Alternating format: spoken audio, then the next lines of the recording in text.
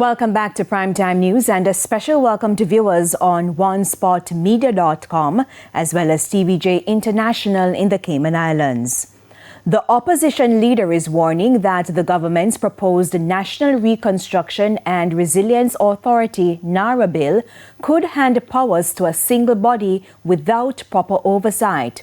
It's why Mark Golding is raising questions about NARA's transparency and accountability in the management of billions in public funds. Sandy Williams reports.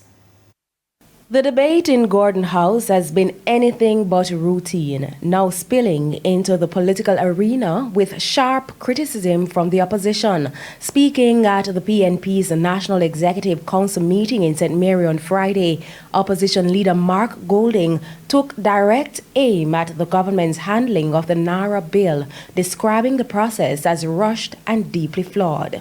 When the debate came to be opened 2 Tuesdays ago, that bill that had been tabled was withdrawn and a totally new bill was tabled on the day that the debate started. Mr. Golding argues that the sudden switch undermines confidence in the legislative process, especially for a body expected to oversee major national reconstruction projects. But his most serious concern is governance. And it provides for NARA as a statutory body with no statutory board to provide governance oversight of that body.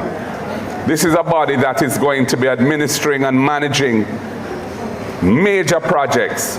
Billions and billions of public resources, of dollars of public resources will be under its control and jurisdiction.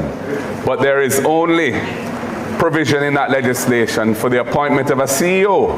According to the opposition, the absence of a governing board means billions of dollars in public resources could fall under the control of a single executive structure with no clear reporting lines to Parliament.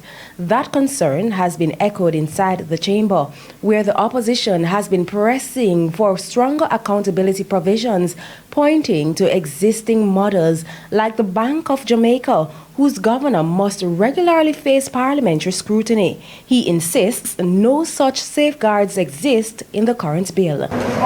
NARA needs to be accountable for its performance and for its decision-making and for its use of massive state resources. Even more contentious provisions allowing NARA to override decisions made by regulatory agencies.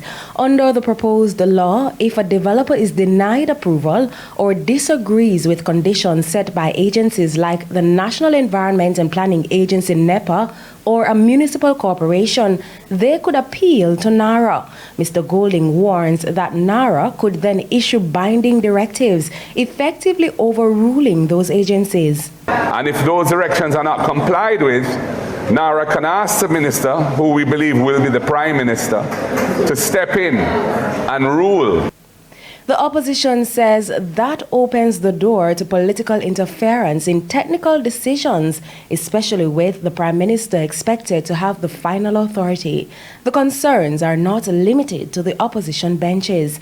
Mr. Golding says even former Attorney General Marlene Malahoo Ford has acknowledged the seriousness of the issues raised, calling for the bill to be substantially revised.